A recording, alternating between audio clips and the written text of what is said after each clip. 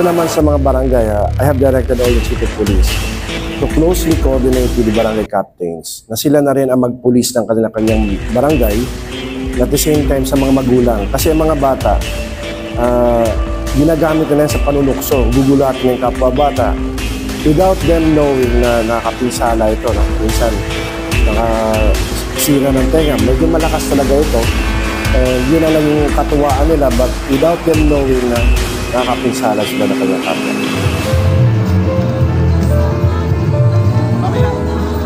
Huwag na magpaputok kung gumawa na lang ng paraan para sa lubungin ang